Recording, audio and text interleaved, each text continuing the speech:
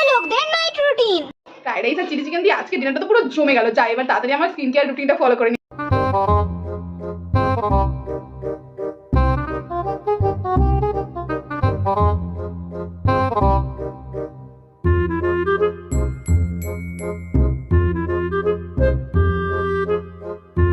গরিবদের night routine.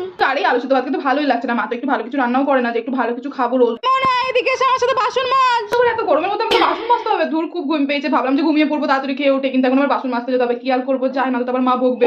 উফ বাবা, এই গরমের মধ্যে বাসন মাজতে মাজতে আমি তো পুরো ঘেমে স্নান হয়ে গেলাম।